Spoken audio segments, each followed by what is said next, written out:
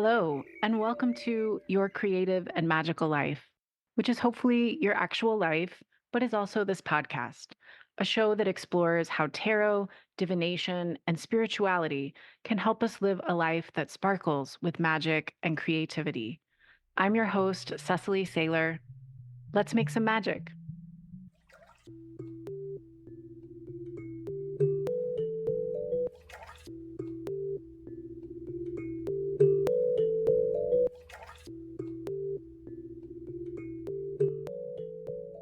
Hello, creative spirits.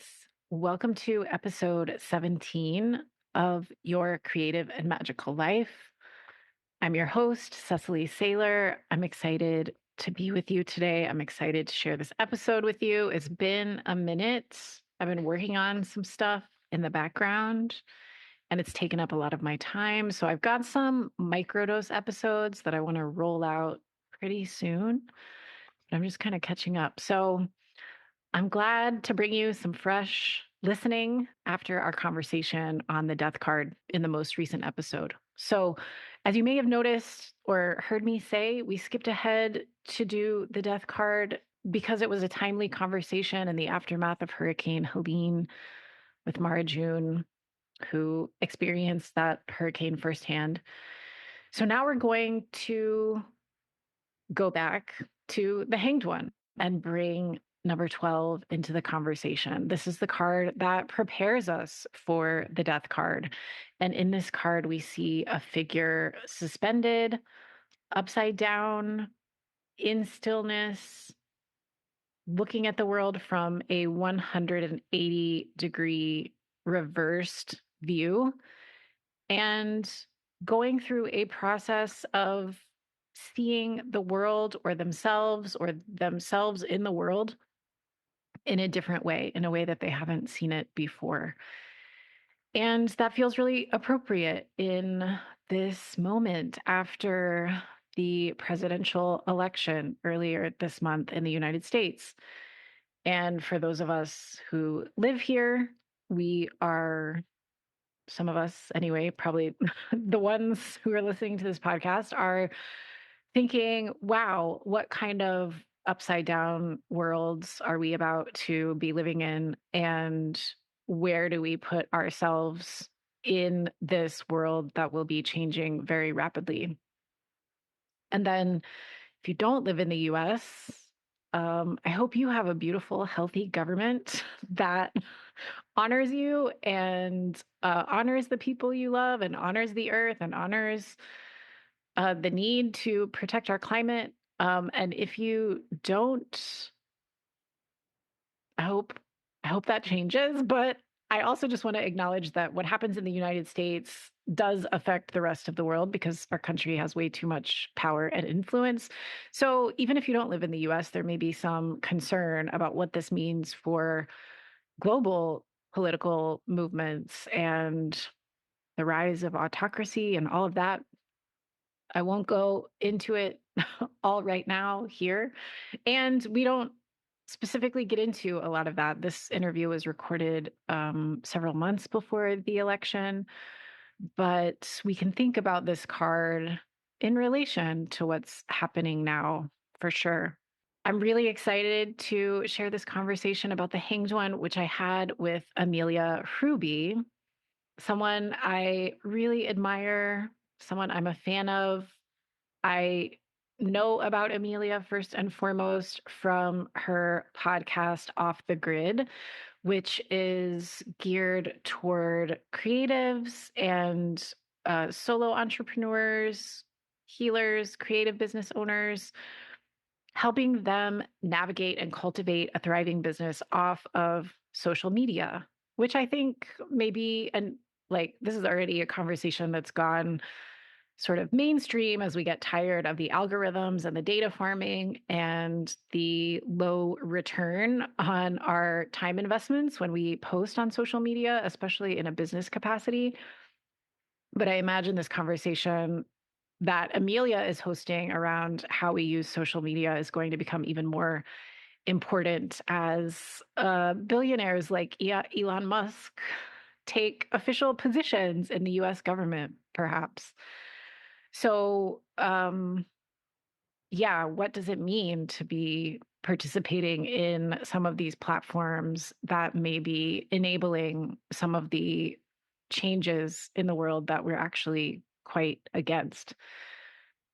Again, we didn't have this conversation right after the election. We had it before, but I see its relevance growing even more and more. And I just love Amelia's work exploring this question: how can we cultivate thriving businesses outside of social media? Amelia is also a feminist author, an educator. She also hosts a podcast called My Tiny Tarot Podcast, which is a great way to get bite sized, rich, juicy descriptions and explanations of all the tarot cards in usually like 10 minutes or so. So, unlike this long form podcast where we explore a card for like more than an hour, Amelia has something efficient, easy to consume, and full of wonderful information to help you in your tarot practice. So, look for that. Amelia got into podcasting when she was a DJ for Chirp Radio in Chicago, and she honed her skills interviewing feminist activists and artists for her listener supported podcast, 50 Feminist States. Over the past 6 years, she's worked with hundreds of small business owners and edited even more hours of audio. And she's helped founders across the country grow their businesses with ease and intention. I've been a listener to Off the Grid, as I've said, and I've worked with Amelia one-on-one a couple times to get some support and wisdom around what I'm doing in my business. I found her sessions to be incredibly helpful and insightful and sharp. And yeah, it's really helped me earlier this year make some changes that were much needed and really important. So thank you, Amelia. And I'll also say that I'm a member of Amelia's, well, two things. I'm a member of her group, The Interweb, which is like a group of business owners that can receive extra support and learning from Amelia and meet as a community. And then Amelia also has the Off the Grid Clubhouse where you get extra episodes of Off the Grid.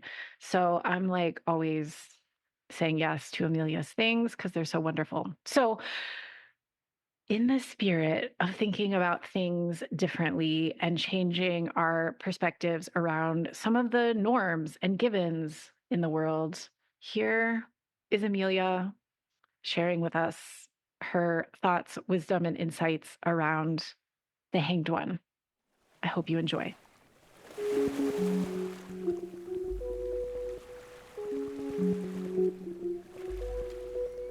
I'm really excited to have this conversation with you, Amelia. Welcome to the show. Well, thank you so much, Cecily. I am thrilled to be here as a listener and fan of this show. It's always a joy to be on the other side of the mic. Well, I'm so grateful to have you as a listener and grateful to all the other listeners out there. So, I'm going to ask you to talk a little bit more about your work. Actually, let's start there and then we'll get into the Hanged One. How would you like to talk about what you do and who you are? How would you like to introduce yourself to the listeners out there? Yeah, thank you for this prompt. It's always fun to see what arises on any given day, how I like to conceptualize like my many lives. So, as you've said, my name's Amelia Hruby. I use she, her pronouns. I live on Pawnee land in Lincoln, Nebraska. I have a background as an academic. I got a PhD in philosophy. That's what I spent most of my 20s doing. And then kind of during and after that time, I worked with small business owners and creative business owners, particularly women and non-binary folks who were self-employed.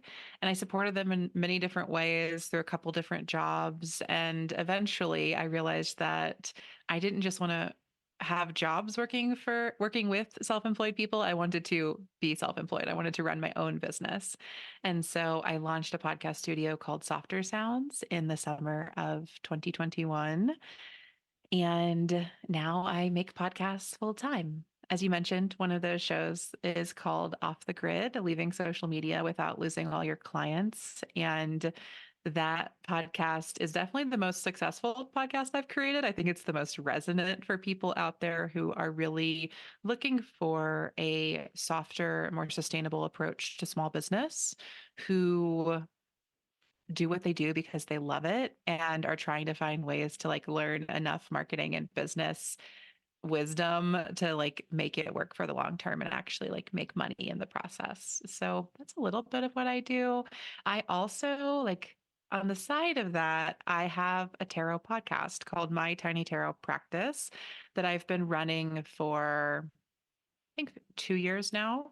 And on that show, I've been creating these tiny episodes about every card in the tarot. And I have been reading tarot for myself and for friends as a lover and student of the cards, not as a professional in any capacity. But I've been doing that for a decade now. So like I have a deep love and affinity for tarot and for all of the archetypes in the deck. But 2 years ago, I decided I wanted to start a formal study of the cards. And so I started studying and then I started this podcast for some accountability.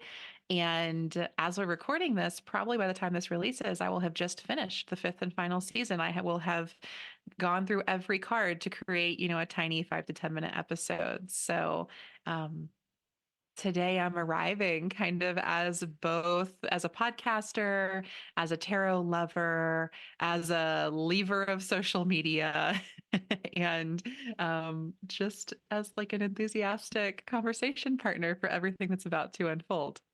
And a graduate of your own tarot curriculum. Beautiful. Yes, yes. Well, let's take a look. Thank you for sharing about yourself so beautifully.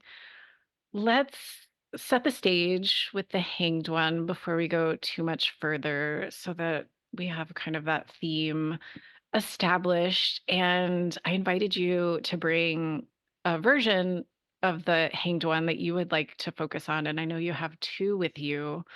So, what I like to do is just talk together about what we see visually. And of course, this is not a visual medium. So, we'll describe the best we can for the listeners out there and do a little interpretation and kind of teaching around what the card typically can mean or some of the meanings we associate with it.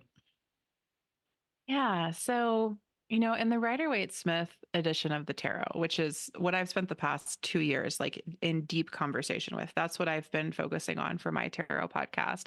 In that version of this card, we see a person who is hanging upside down. They have a leg wrapped, around what looks to be like a wooden cross of some sort. And then their other leg is kind of making a figure, bent at the knee, making a figure four shape. And their hands are behind their back and they have this golden halo around their head. And so you see this sort of tension between like, this looks to be very uncomfortable. They are upside down, the blood's probably rushing toward their head.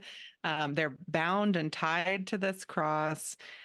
But also there's this like kind of peaceful or happy like look on their face. They have this golden light around their head. And so I think that when I was thinking of other depictions of the Hanged One, my favorite ones, I don't know if the Rider Waite Smith version is my favorite. And I love Pamela Coleman Smith's illustrations, but that deck is not always the most beautiful to me, perhaps.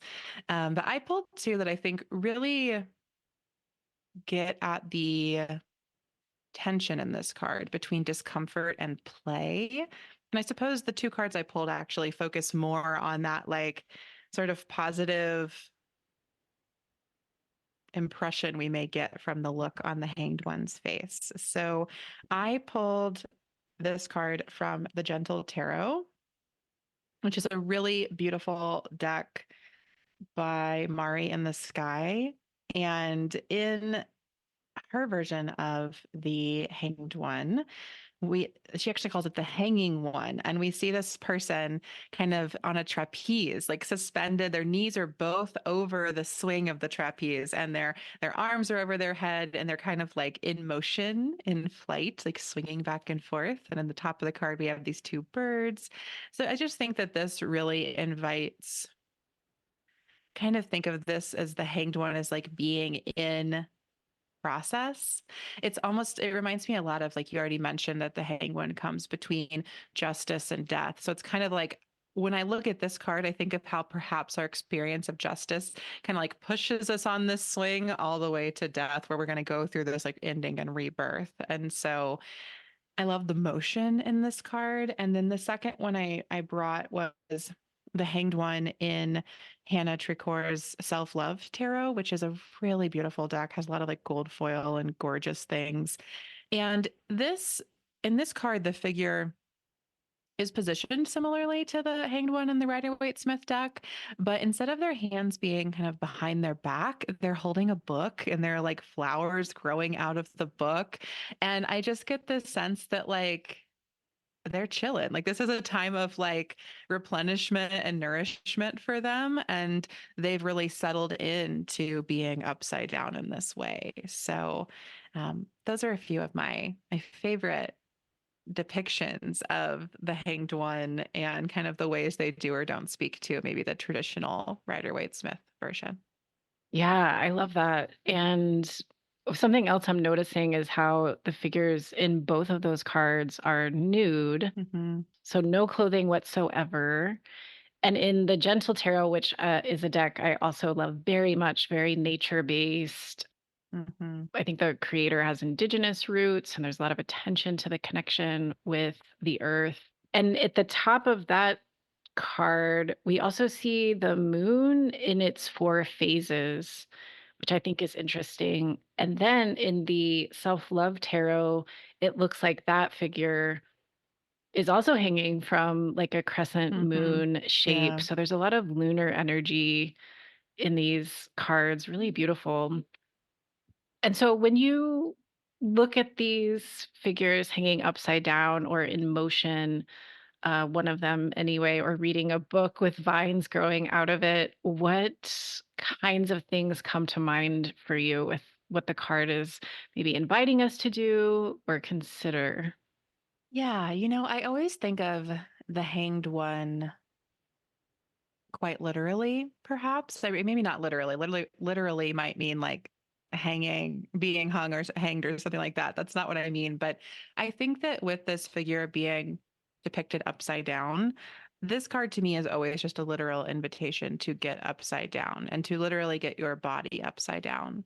So if I encounter this card or I'm working with this card, I'm probably doing a lot of inversions. That can be that could be a headstand, it could be a downward dog if you have yoga practice, it could be putting your legs up the wall, it could just be lying down on the ground and looking up Yeah. instead of standing up and looking down. But I think that there is this invitation to invert here. And I take that first with the body, but then also with the perspective. So I think that often when I encounter this card, or if I pull it in a reading for myself, I think it's kind of nudging me that I need to change my perspective about something. Like I need to flip it upside down. What I think is the case may actually be the opposite, which reminds me of a tool I've learned from a few different spiritual teachers around like paradoxical thinking and making paradoxical moves. Like perhaps the thing that I think I cannot do is exactly the thing I need to do.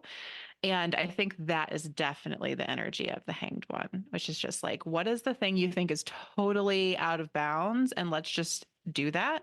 And it's probably going to be uncomfortable. And we don't know what the result will be, but it might perhaps take us into what's next or be the medicine that we need for the moment right now. Yeah, I love that. I think this card is a nice reminder that our view is quite limited sometimes. Like we just sort of take for granted our own perceptions as like, I don't know, like reality. Basically, Hmm. like the reality is our perception. And in some ways that's true, but there are many other ways to perceive the reality around us. And if you just think about like hanging from the monkey bars upside down for 30 seconds, or maybe if you can make it to a minute, you get a little acclimated to this other view that would, where everything's like 180 degrees. And I think like that kind of reminds me, like I spent a year living in Korea, and being in like an Eastern culture for a year was so fascinating, and I also really got to see or be reminded of how arbitrary our way of life in the Mhm. West really is. Like, there are so many other ways we can relate to food, or how we source our food, or how we dispose of food, or how we relate to each other, how we gather, how you get on a subway train or whatever. And that Mhm. it's all kind of neutral in a way. And there's so many options for us. And so, yeah, this card can really invite us to, like, how can we expand the way that we see, or sort of break through some of the limits of our perception. Yeah, have you had any interesting experiences with this card, or is there a time that you associate, like a memory, an image, a metaphor that comes to you for this card?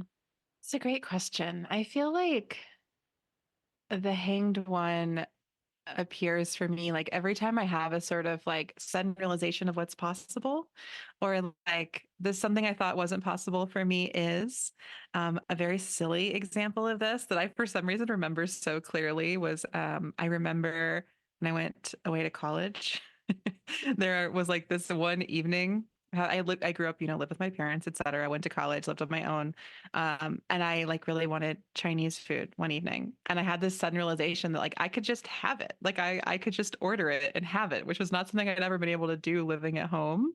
And it was this like really, I share that as like a lighthearted realization of just like, oh, the world is totally different. Like this thing I couldn't do, I can do now. And it's so simple and so straightforward. And that moment, for some reason, always comes to me when I think about permission and all of the things that I tell myself I can't do.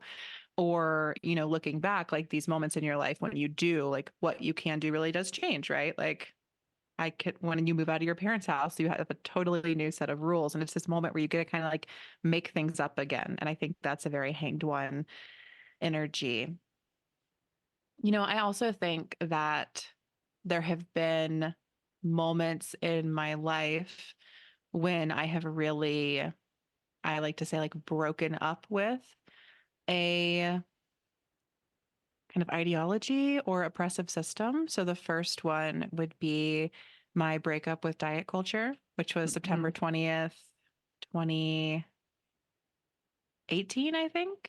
18 or 19. We're coming up on like 5 or 6 years. I celebrate the anniversary every year. So Wow. it was a really big breakthrough for me. And what happened with that was I had essentially, it was just a realization that like I didn't have to keep centering my life around an attempt to be thinner or stay thin or get thin or any of those things. And that was a huge shift for me. And it really unlocked so many more genuine, open, honest relationships with myself, so many more levels of those relationships. And it's funny because in that moment, it's kind of like it felt less maybe like getting upside down, but like realizing that I had been upside down my whole life. Like Mm. actually what's upside down is society. Like that's what's so distorted and problematic. I felt like I was like kind of writing myself for the first time. And I was finally like able to relate to myself with more like clarity and kindness.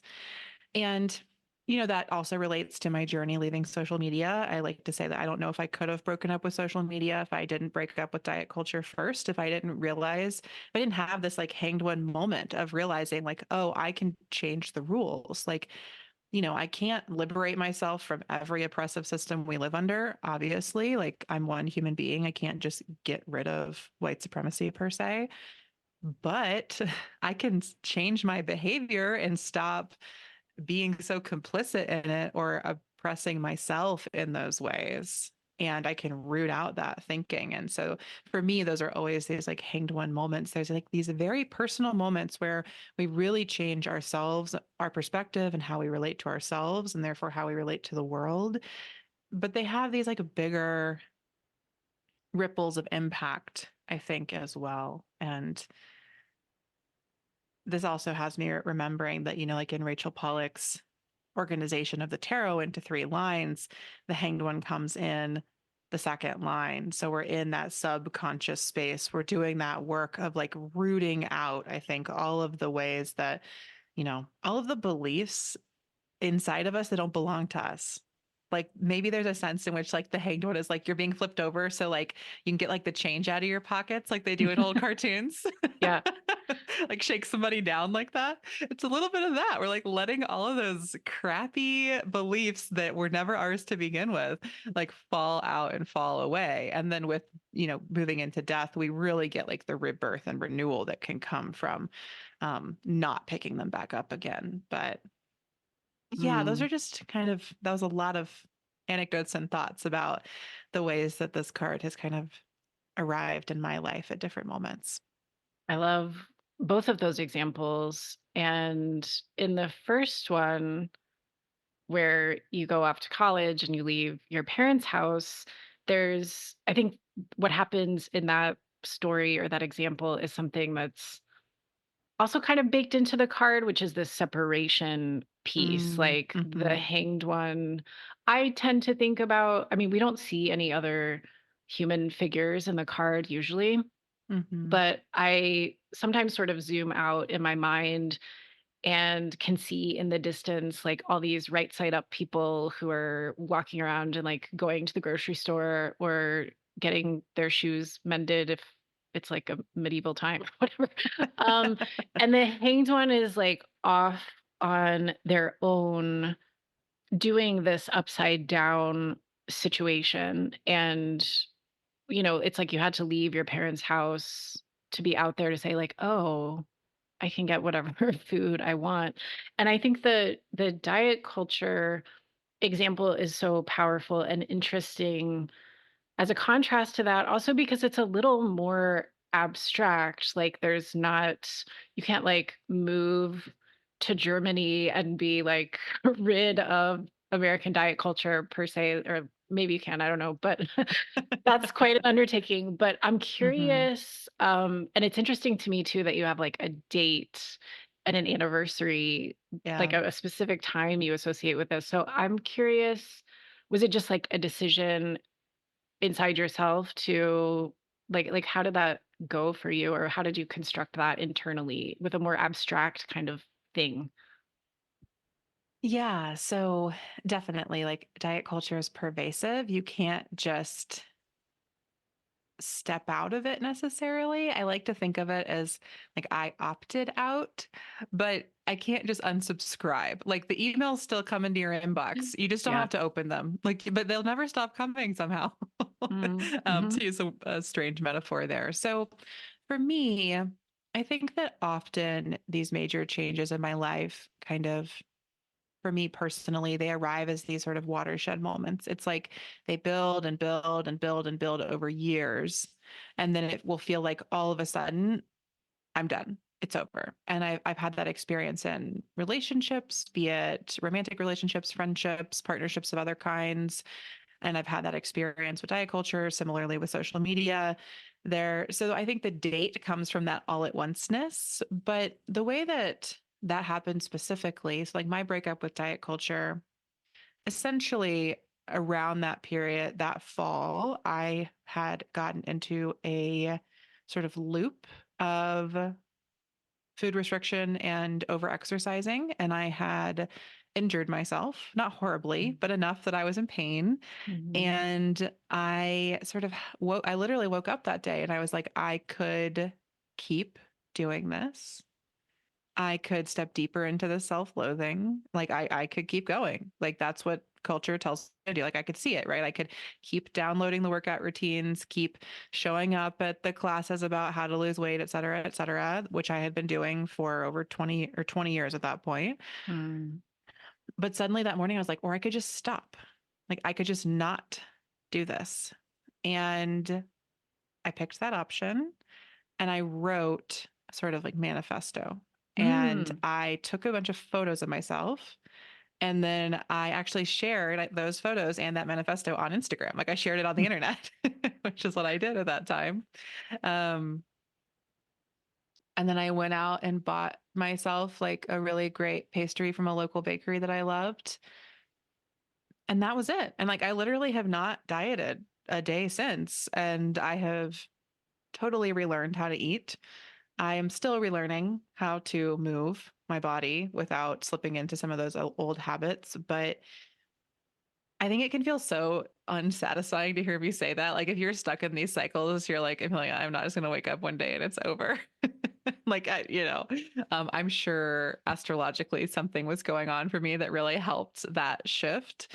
But I also think what I had been doing in the years leading up to that was I was reading a lot of fat feminist literature. I was learning a lot about the ways that our society is fat phobic. Like I was really immersing myself in sort of like the thinking of all of this. And I think what happened through that period of like injury and then this decision was like it all embodied, like it integrated, like it all kind of locked in. It's like I Mm. knew all these things, but during those few days or that day particularly, it kind of locked in.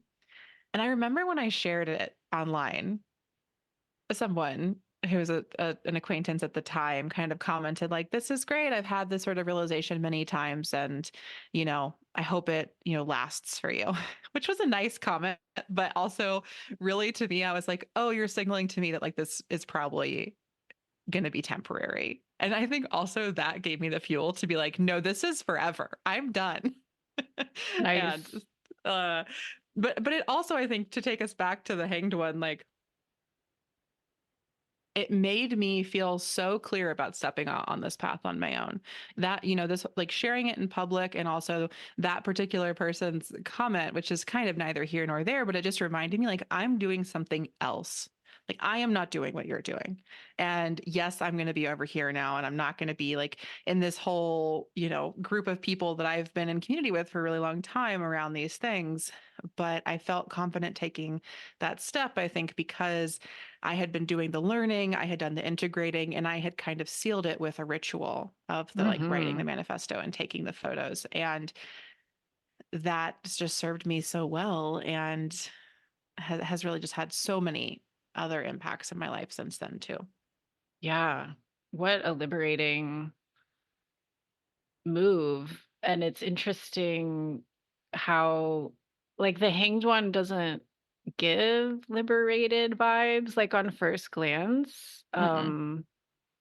But I think it's showing us, like, the hard call that kind of comes from, or that will lead to that liberated feeling. And yeah, diet culture is so pervasive and so harmful, and because it's associated with what we eat, you can be interacting with that paradigm at least 3 times a day, plus anytime you Yeah. feel hungry, anytime you look in the mirror.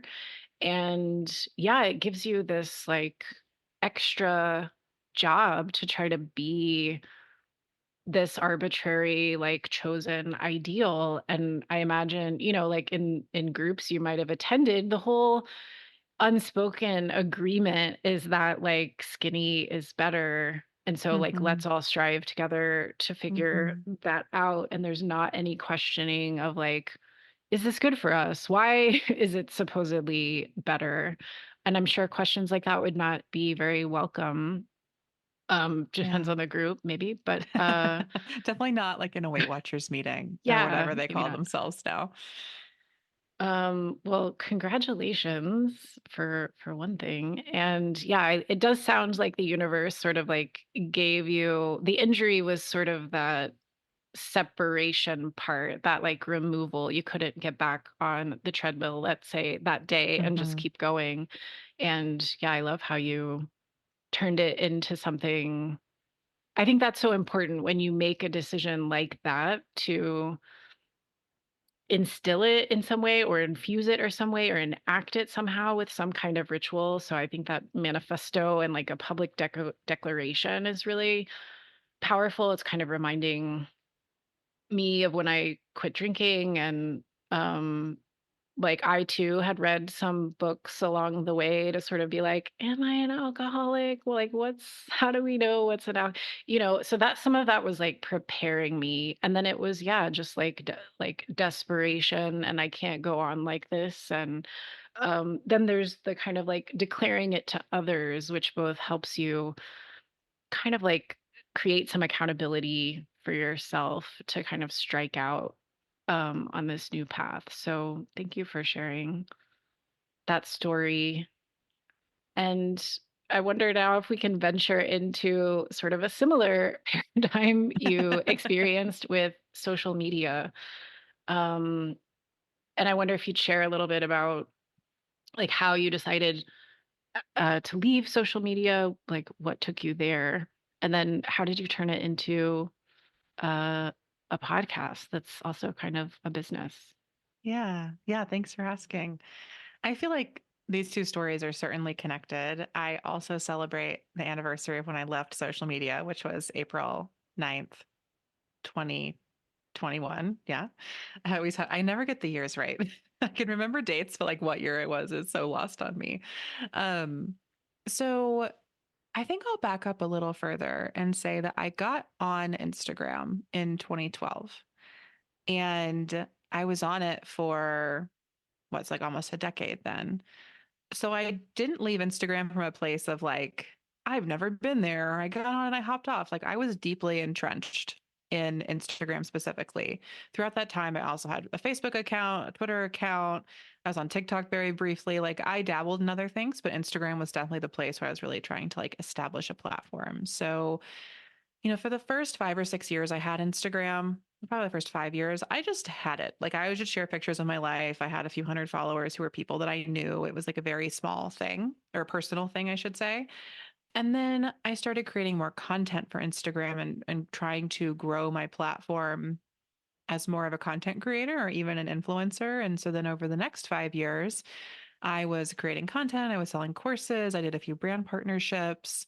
I and eventually I wrote a book that I self published and then sold to a publisher. And then during that process, I really ramped up my Instagram production, we'll say. And I invested a lot of money in branding and imaging and social media strategy to try to grow my platform to sell my book. And at the end of all of that, I looked around and I was kind of like, I don't think this really worked. Or like, it's not I felt like the promise I was sold in my life is that if I work hard enough, I will get the success that I want, which is the lie of meritocracy. And then I felt like on social media, the promise I was sold was like, if you make good enough, nice looking enough things, you'll eventually go viral and you'll get a ton of followers and then everything will get easier. And when I got to the end of my whole book launch process, which was also the end of, 2020, I realized that like none of that was really happening. I felt like I was fighting for every new follower who would maybe buy my book. And even then, like when somebody buys my book, I need like thousands of people to buy my book before I'd ever get like a royalty back on that advance. And of course, I had spent the advance. I'd put all that money back into marketing the book. So it's not like I kept any of it. And so that whole process just really showed me how misaligned social media was with my like personal and professional goals. And so at the beginning of 2021, I sat down and I wrote this really long list of boundaries that I was going to have with Instagram. I was like, I was like, this isn't working. I'm spending a ton of time here. Like similar to how you mentioned, like with diet culture, you eat like at minimum 3 times a day. And so you're encountering it all the time. I was picking up my phone like probably more than 20 times a day. So I was encountering Instagram all the time. It felt like such a habit, right? Like I pick up my phone and Instagram would be open before I even knew I had gone there. Like I hear that from people all the time. And it was my experience. So because of that combination of like, I'm spending so much time here and I just don't think it's giving me what I hoped for, I wrote this long list of boundaries. Things like, I'll get out on Mondays, I'll engage for an hour and then I'll delete the app until Friday when I'll do this. Or like, I'm no longer going to do any reels. I'm not doing video, even though it's being promoted. Like, I wrote this whole long list. When I got to the end of the list, I was like, I have to delete my social media. Like, this is not okay. Because I think in that process, what happened was I realized that the last time I had needed that many boundaries was when I was in a really unhealthy, codependent relationship. And I had gone to therapy to help me with that, to help heal that. And I was like, I am not doing this again. Like I just had that realization. I was like, I already did this. Like now I see it and I can't unsee it. I see that this is that same pattern and I don't want to repeat it. And so when I had that realization, I realized I had to leave Instagram. And instead of sharing this list of boundaries, I ended up, or I think I shared it. And then shortly thereafter was like, I'm going to exit by my 30th birthday, which was in mid-April of 2021. So I started this whole process and I started sharing content around like why I was leaving, how else I was going to share my work. I didn't have a business at that point, but I knew I wanted to have a business. So I knew that was coming and I'd have to find ways to market that business without this. So I started a newsletter and kind of grew that and did other things. And then on April 9th, I posted some stories, like a story highlight, and I left. And I haven't really been back. I mean, I'm sure I've logged into my account at some point, but I've not posted anything. I'm not doing anything. I don't look at it. Like it's not, I don't use it. I just don't use Instagram. And 3 years later, that feels great. Honestly, no regrets. It's been a great decision for me.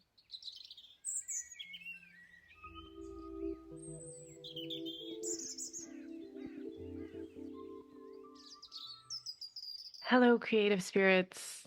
It's me interrupting our conversation for just a moment, giving us a little bit of a break. I invite you to take a deep breath, a big inhale, and a big slow exhale.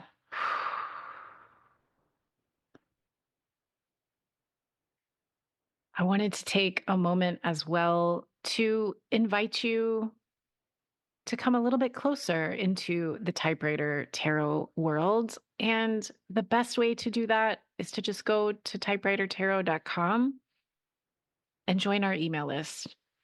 When you do that, you will immediately get the first 3 prompts from my workbook, Tarot for Creative Spirits, which is a whole book of prompts, journaling prompts, creative prompts for every card in the tarot. So when you join the email list, you're going to get the prompts for the Fool, the Magician, and the High Priestess. And then, of course, the whole book is available to you if you want it. But once you're on the email list, you'll be hearing more directly about some of the things going on. Sometimes I host free events. Sometimes I host them with little notice. So there's no time to get them on the podcast. So if you'll come sign up, you'll know what's going on. I don't email that much. But something else that's coming up is that we're opening the doors to the Creative Magic Collective very soon. Just it's coming. It's coming soon. Again, this is a learning community where we have journaling sessions, we have sessions where we create together, we have tarot office hours, we have a monthly workshop that's sometimes taught by me and sometimes taught by an incredible guest teacher. These workshops run the spectrum. They focus on different magical and mystical practices, and they also focus on different ways we can enhance our creative practice and try new things. Because, as you might have noticed from this podcast, I hope that creativity is not only about the end product, it's also about the process. It's also about how we feel in the process. And this community is geared toward helping you expand your definition of what creativity looks like for you and to expand yourself as a creative person, trying new things that feel weird but fun. So there's a whole library of workshops to enjoy in addition to all the live events where we can connect. There's a space to chat with each other, to post the cards you pulled and ask questions about it, to show off some of the things you're making and see what other people in the group are making. It's a really beautiful community. I'm really hopeful and excited that this community can support us through some really tricky times ahead. I think we're going to need creative allies, creative people, magical people, our magical practices. We are going to need them more than ever, while it's also perhaps going to become more difficult to feel connected to those things because of changes that may be coming up. So I want us to have a space where we can do that stuff and do that stuff together. And it feels really good. and we grow together, we resource each other. So that's the Creative Magic Collective. If you go to the website and sign up for the email list, you're also going to start hearing about that. So you just have to do one thing when you go, sign up for the email list, and then maybe I'll see you more in the future. But thank you so much for being here right now. Let me get you back to this wonderful interview.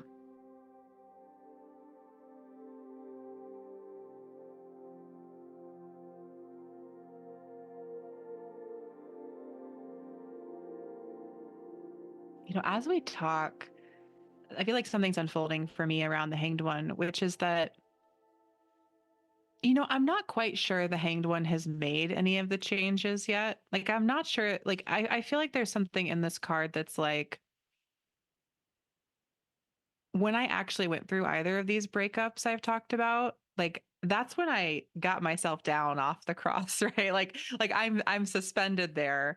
And I think that, I like to sort of take the slight smile perhaps, or some of the pleasantness I find in the face of the figure on this card as a sign that like this is a positive, change of perspective. But I think there's also something in this card about how like bound you feel when you really get to that like pinnacle moment where you like it's all about to change. And I think the Hanged One kind of encompasses that, like that moment and the decision to change, but I don't really think they're in the action of actually doing any of that changing yet, right? So I feel like for me, those moments would come. It was like when I decided to, like, this is it. I'm breaking up with diet culture, but maybe not like the writing and sharing the manifesto. That's like what comes next. Or like with social media, it's like when I had that realization, like, oh, this is codependency. Like that was the moment. But like when I actually put it into action, I think that kind of comes after this card. There is still something here that's like that boundness. Like you are still hung up, literally. Yeah. And I think that there is the impression that like you can change respect, like what's coming next is what you need and is good perhaps, but like we're not in that new state yet.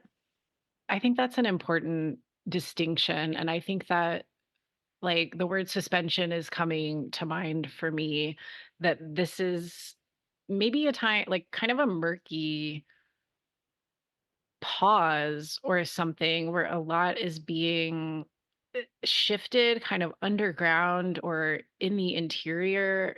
And like like different things are falling into place so that awareness can come.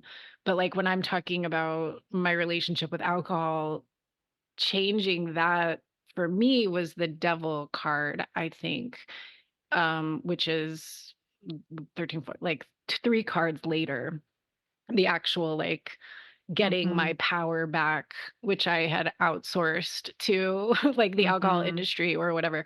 Um, and so I think, yeah, I think that's a really important point, that there's something kind of quiet happening here.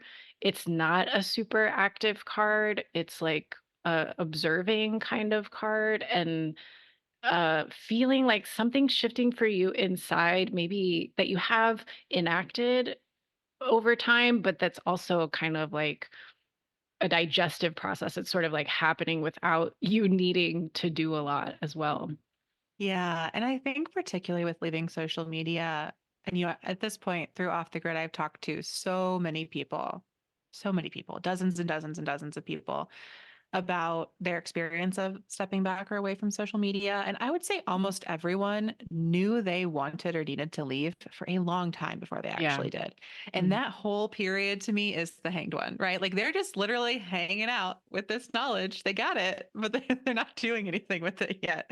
And I think that is that journey, like you just shared, from the Hanged One through into like to the devil, all the way to the devil, like that. It takes all of that for us to really make these big shifts. But I think that, with justice, we start to sort of see that reckoning. And with the Hanged One, I think we have sort of a knowing that we can sit with. And then with death, like we actually, like it kind of crumbles and has to renew Mhm. after that. But to go back to your question around like kind of what have I learned or what have been the impacts of leaving social media, also like for folks who have a business or not. I mean, I do want to say like a lot of my work is focused around being a small business owner and around how to run a small business without social media. But I also like don't have social media in my personal life. So I don't use it at all. And to your example about like being an expat, like sometimes that means I am really left out of stuff. Like I think I'd have a much richer local community more easily if I was on social media. I would know about things that were happening. I would see like updates from, acquaintances' lives I could chime in on. I'm not doing any of that because I'm not there. And I think that both in my personal life and in my business, what it has like inspired and required me to do is to be more intentional about staying in touch with people and about connecting with people. I don't have that sort of just like ambient, always on connection with others. And sometimes that feels like a loss. Like sometimes I'm like, oh, I totally forgot that person's birthday, or I had no idea that they like went through this huge breakup. Like, I don't know because I haven't talked to them one on one and or in a group text. And those are like the two ways I really talk to people. I can email them, I can call them, I can text them one on one or in a small group. Like that's kind of what I do at this stage. But I also think on the other side of that, I just have so much more clarity, energy, and creative life force than I did when I was on social media because I think that when you are always on and even in some peripheral way, even just with, having an active Instagram account, it takes from you. Like your energy is being drained into that space. And I think that the way social media is set up, the behaviors rewarded by that platform always take from us more than they can give to us at this point in how the algorithms have developed. And so I've just found so much like newfound energy and focus and care in my own life.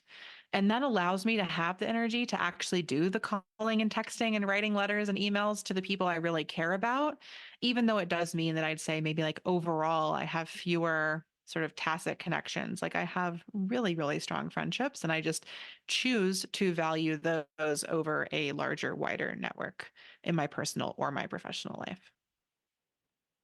Yeah. And I think that's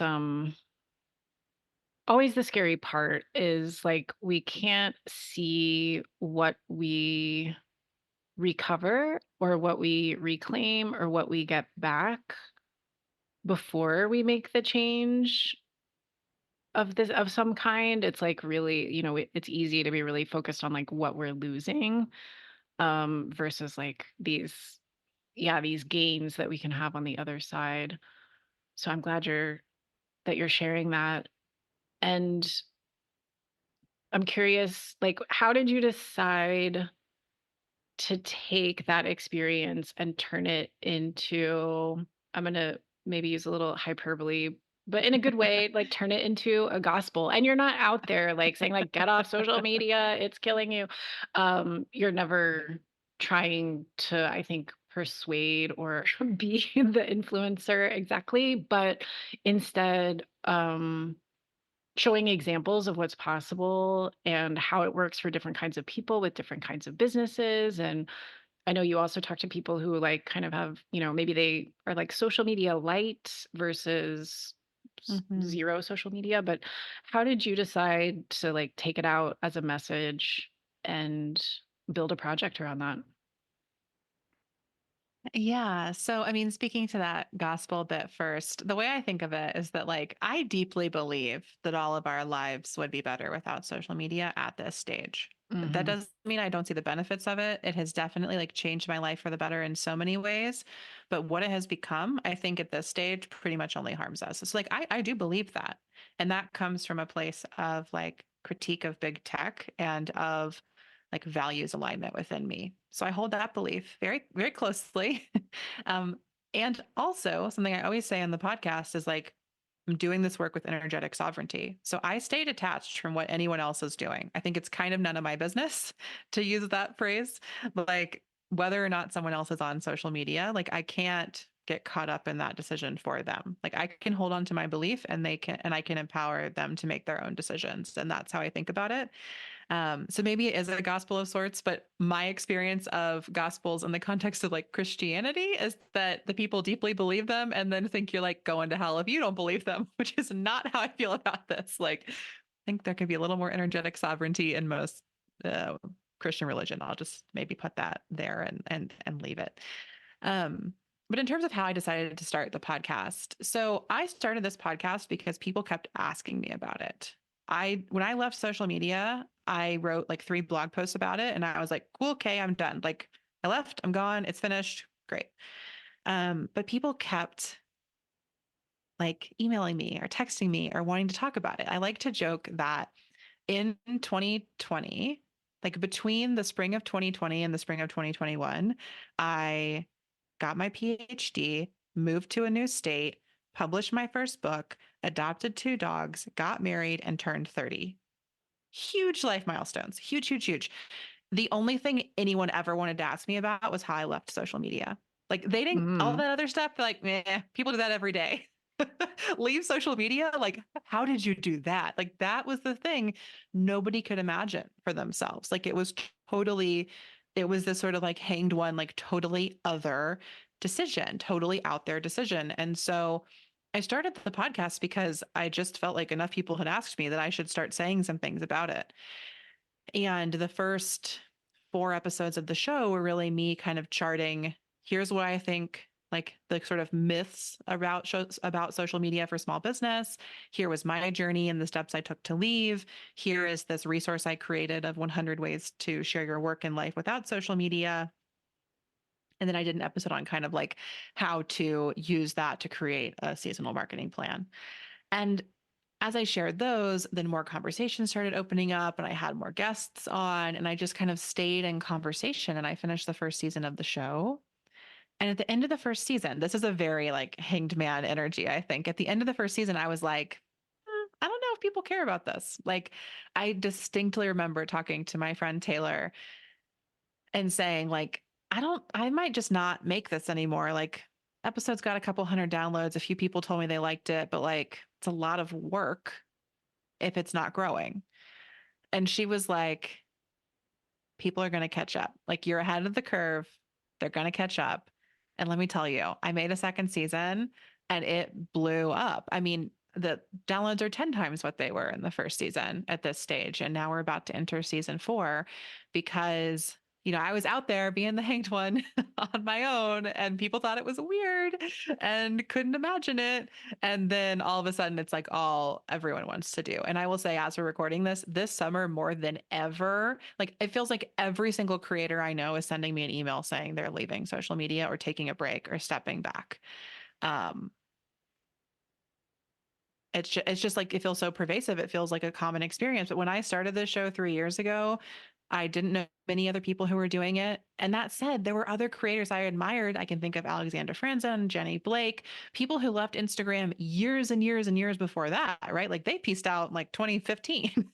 So it's not like I was the first one. I'm not making that claim, but I do think in sort of my corner of the internet, there were not people could not understand why I was doing this in 2021. And now they're like totally on board. Yeah, and the podcast recently hit 100,000 downloads. We did. Yeah. We're at like Yeah. 106,000 now. I'm sure like 110 or more Wow. by the time we record this releases. So yeah, it's still growing. People are still loving it. I feel like honored and grateful to get to do this at this point.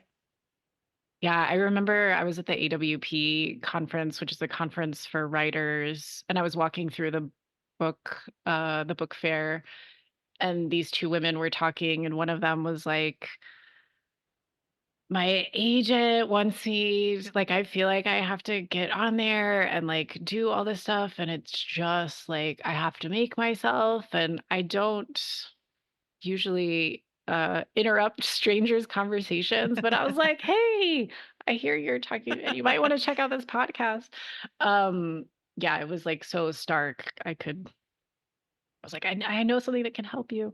It's a wonderful show, and I think, like, probably everyone who's listening to this has had some doubt about social media and your relationship to it, so I highly recommend you start listening and fun this is like I just wanted this is really stupid, but a very, like, dumb hanged one, um, moment for me that maybe will make you laugh, but when I first started listening to the show, I was like, "This theme song is so cheesy and girly," and, like, I fucking love that song now. I am singing it, like, every time at the beginning and at the end.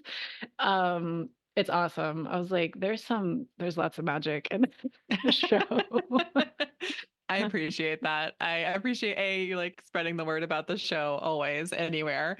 And B, yeah, I've always thought of myself like I think for a lot of people, I'm a bit of an acquired taste. Like, you just like, not everybody totally gets what I'm up to when we first encounter each other, but when they get it, they like really get it. And I think that this is maybe like a different sort of reflection, but like coming to know that has been a really important thing for me. Like Mhm, learning the ways that not only that like I can show up in the world, but just like how people kind of engage with me. And I learned a lot about that through human design and through like various astrology, through tarot, even like these different archetypes that I can understand, and which ones are like really easily accessible to me and which ones are not. Um, and I think that that was also a part of my social media journey was like, I wanted to be Instagram famous so bad. Like truly, honestly, I don't, if you had told me when I was deciding to leave, if you've been like, you can leave or you can have 100,000 Instagram followers, I would have taken the followers. I'm sure. I can't, I mean, maybe not, but I really think that me back then would have done that. And I mean, what a loss, right? Like I never would have gone on this journey if that had happened. mm, But I just, a big part of that for me was like realizing that I was not going to go viral. Like I wasn't, my friends I like to call like shiny in that way, in that space. I was not shiny on Instagram. On a podcast, I can shine. Like it really works. I can come across in the way I want and I can be like it that medium is great for me, but Instagram was like not it. And so it's just interesting to like kind of reflect on for me, I often just reflect on like sometimes the dreams we think we want, sometimes they're not mhm. actually what we want. We think we want them, but we don't want them.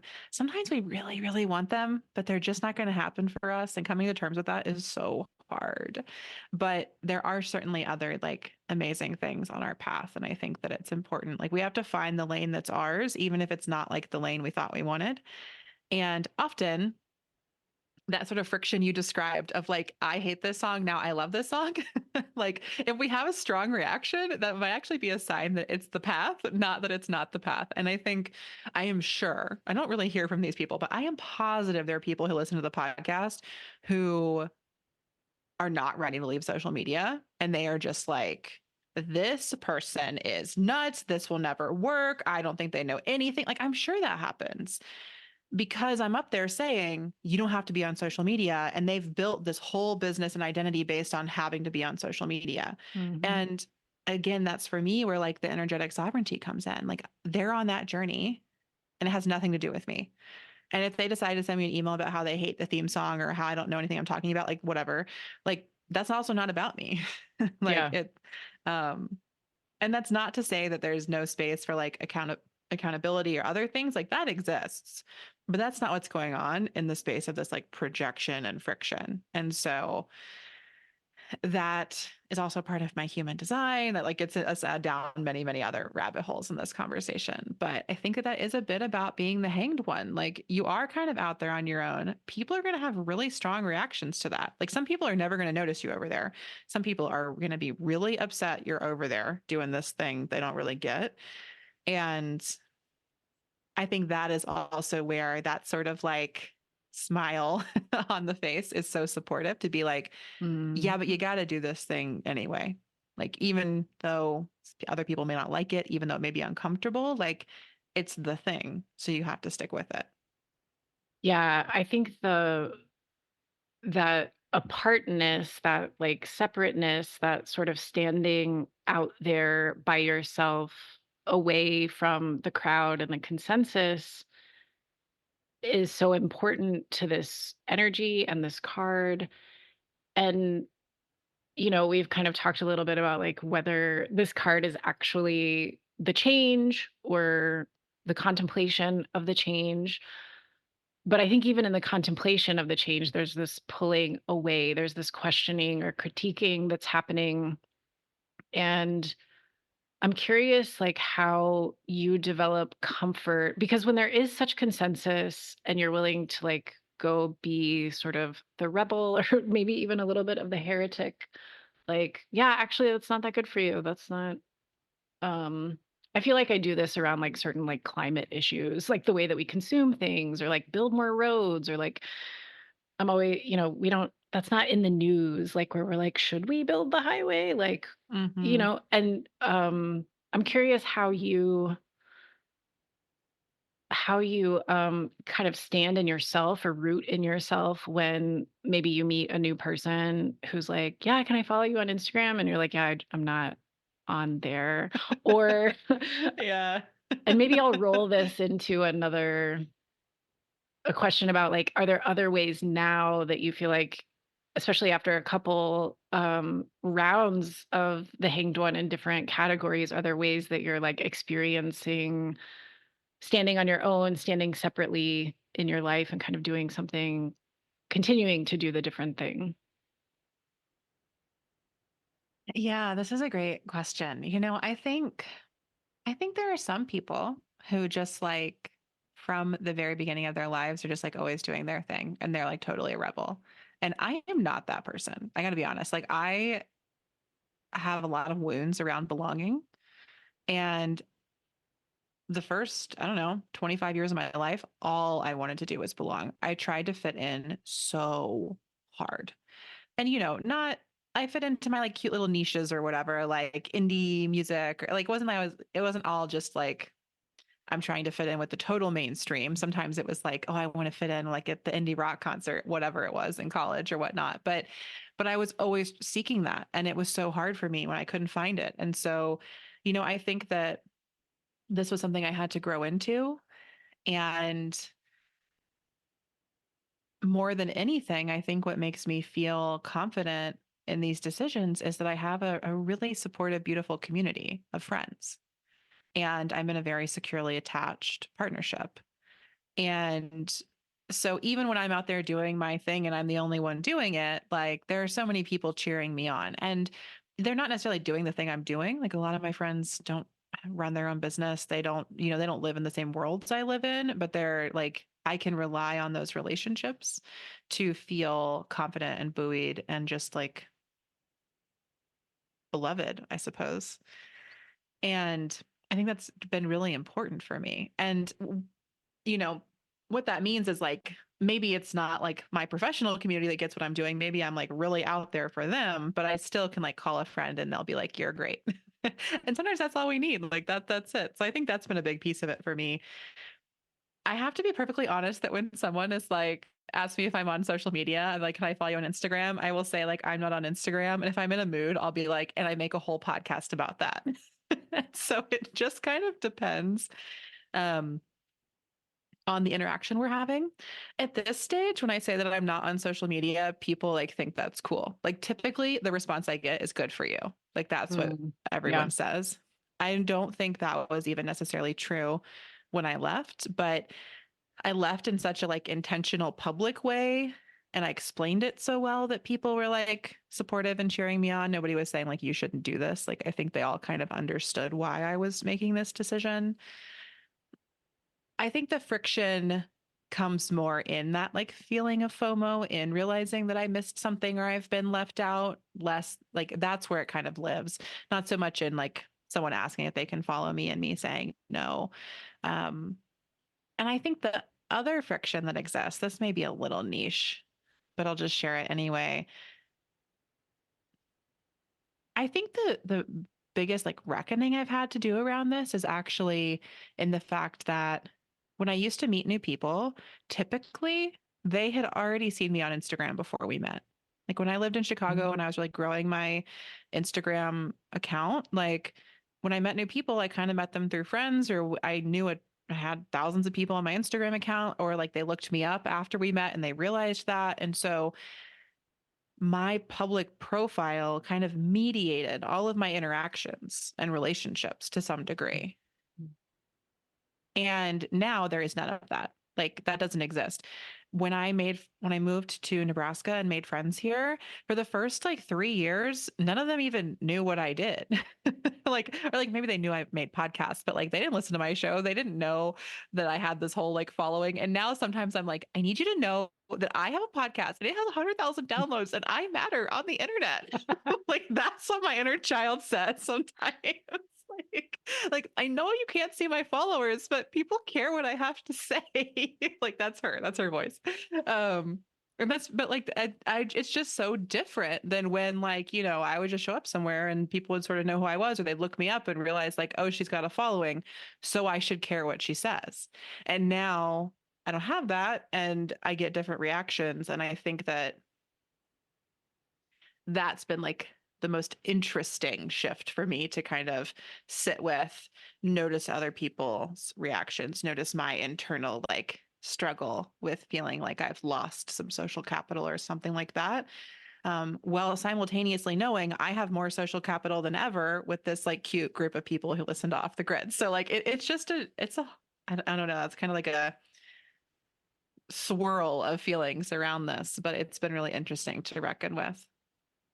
I think that's a good reminder that how much like unconscious credibility we lend to something that's very illusory. And yeah, this idea that like, oh, how are they doing on Instagram as a way of like making a decision about a person? Like it's so superficial.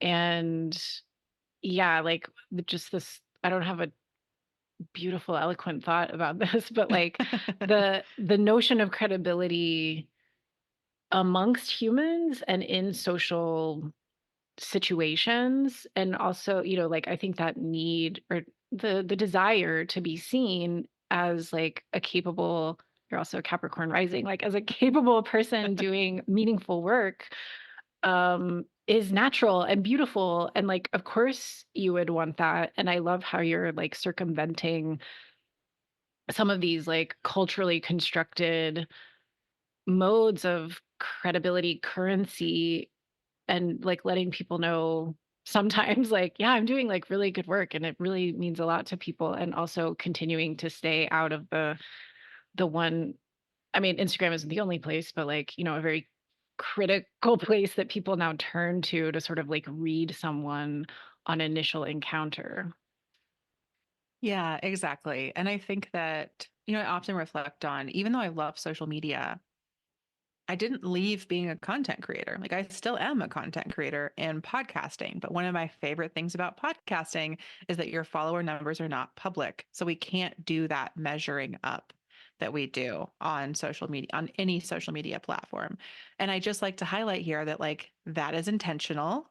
And that is a choice, right? Instagram didn't have to make those public. There are other spaces that don't, like podcasting, right? So that's part of the game. That's part of the addiction, is them providing these metrics and boosting certain metrics and making certain things important. They could do anything, but they kind of force us into this lane of looking at followers and wanting more of them. And I'm really happy that I'm still able to create and still able to share my work and my voice, but in a space where I'm not kind of forced into those dynamics. Yes, you're setting a beautiful example for all of us. I wanted to share this quote from Radical Tarot by Charlie Claire Burgess, and I know you have an Audre Lorde quote that you want to share too. So I'll just read this and maybe see what reaction you have to it. When we become unafraid of difference, we become unafraid of defying group norms when the norms are harmful, unafraid of disrupting the status quo when the status quo is oppressive. In other words, we become unafraid of being a traitor to the systems of oppression and injustice that run on shame and run the world.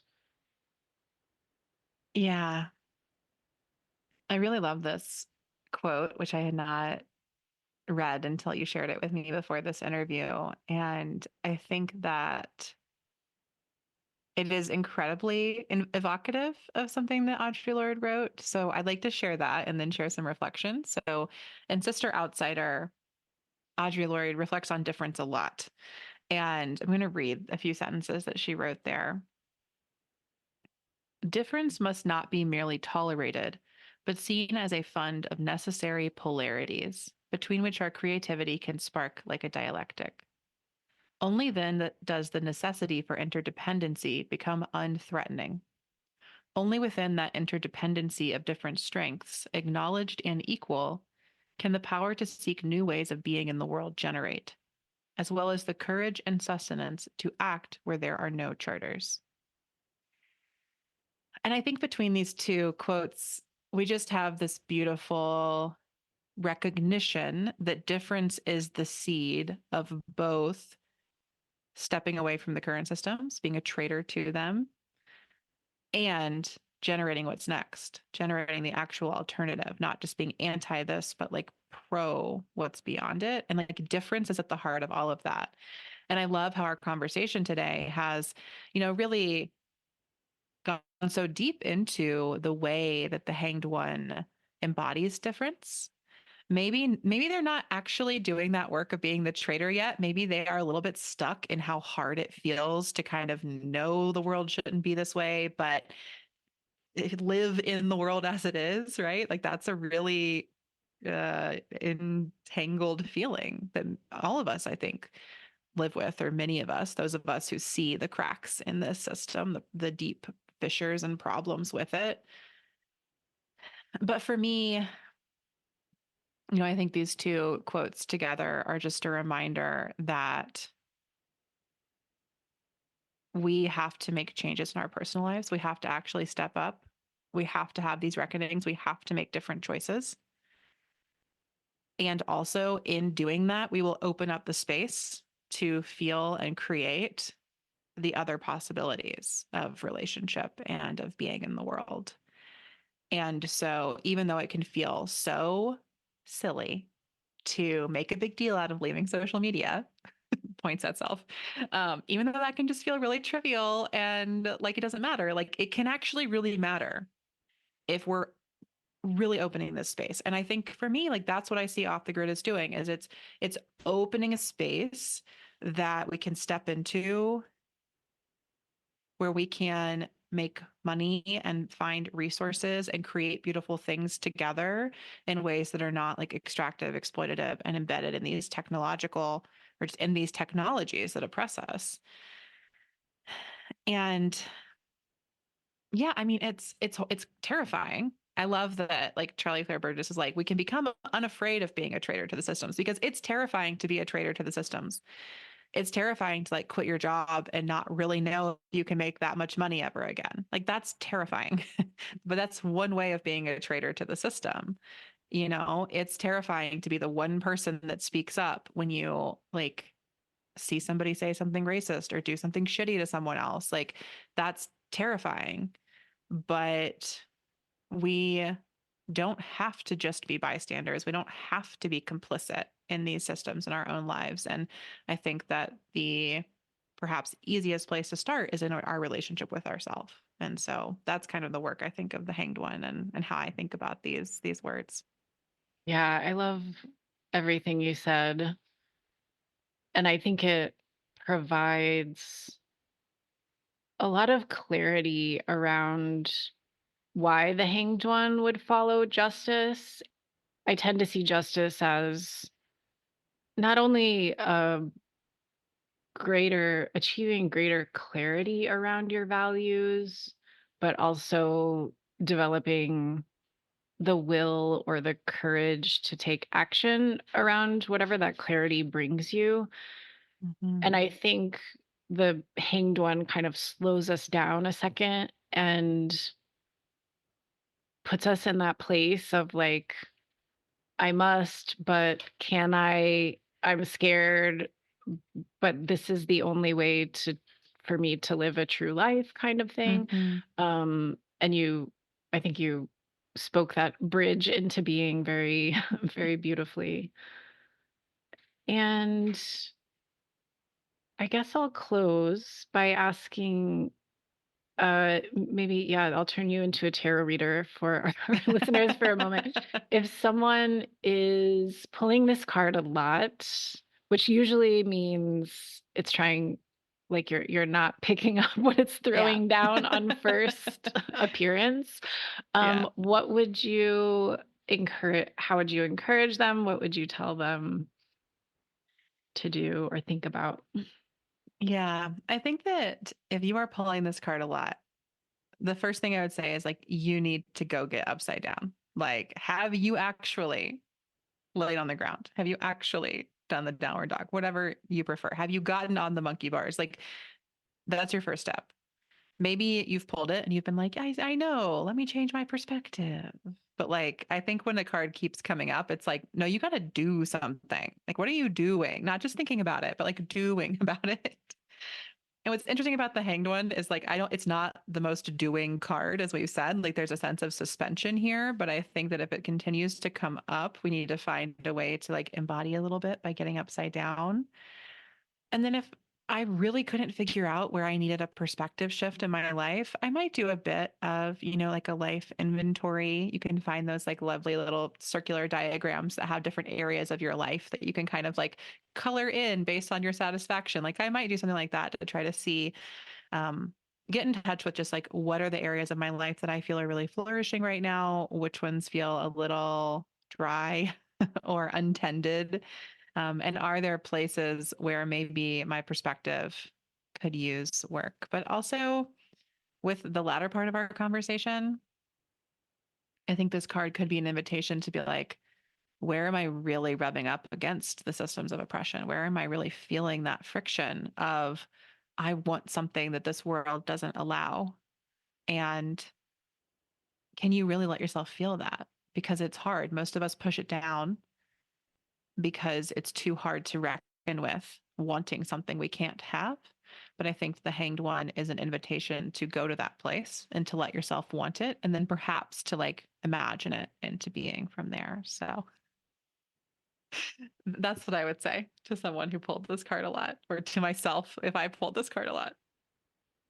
As Amelia was saying that on Zoom, she did not make the full thumbs up motion, but the thumbs up bubble appeared Yeah. by her head as an affirmation of this wisdom. Because I guess the tech gods are sometimes picking up the right things. I don't know. That was funny. But that was beautifully, beautifully said. Thank you. And yeah, I think that's a wonderful place to end. And I will again encourage everyone to go listen to Off the Grid. And Amelia has also created a leaving social media toolkit. So if you're extra curious about that journey, you can start there. Um, Amelia also, as she mentioned, runs Softer Sounds, a podcast production studio. So if you are leaving social media and starting a podcast, you might check out her work. She also offers editing services, consulting, and you have a starting your own podcast course. And then there's My Tiny Tarot practice.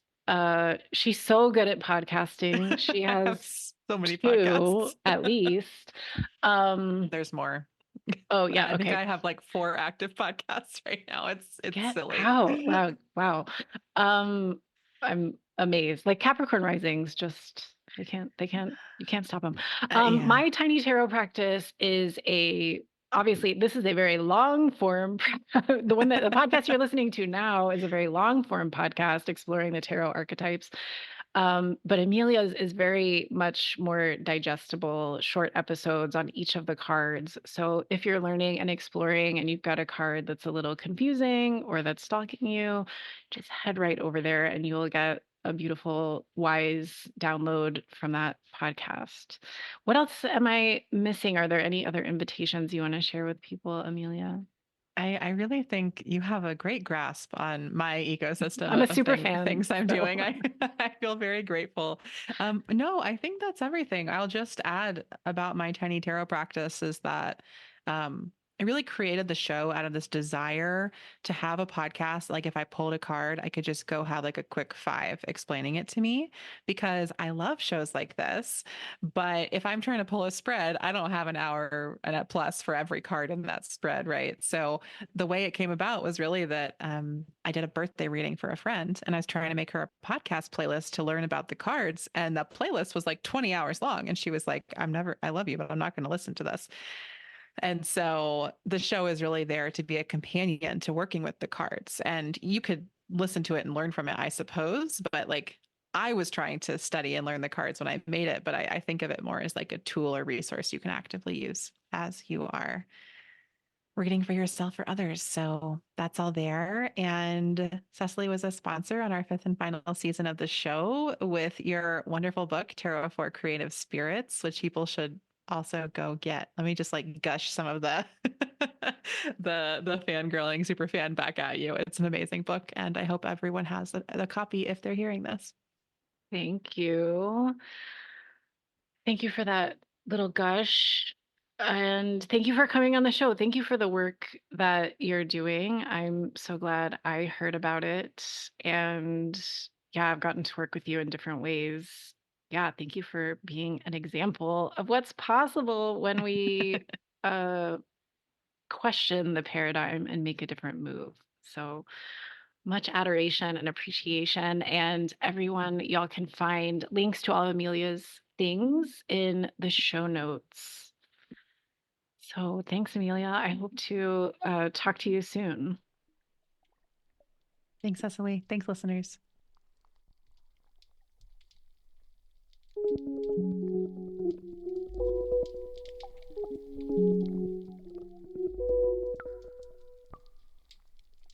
Thank you so much for listening to this episode and listening to the show. I'm so glad that you're here and your attention and your time means a lot. I obviously don't know who all is out there listening, and it's really exciting to see some of the information I get back about where people are located. So I know there's listeners in Mexico and in Switzerland and in other parts of the world, in Canada. And I'm just really excited. So if you're really far away from Texas and you're listening, it delights me to be able to connect with you. And even if you're close to Texas or you're in Texas or you live down the street, I'm also really glad you're here and I'm able to connect with you in this way if the real world hasn't brought us together yet. Though I guess it has. This is the real world, isn't it? Anyway, I'm so glad you're here. Thanks for listening. I hope you will check out Amelia's work. And I also invite you to check out more of Typewriter Tarot's work, more of my work.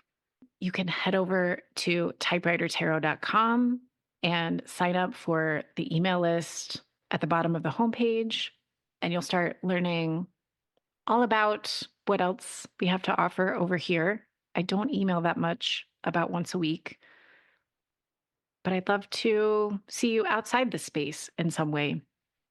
And be sure to check out Amelia's work. You can find it all in the show notes. Thank you again for being here. Please stay connected to your creativity and your magic. Please continue to enjoy your creative and magical life. I'll see you next time.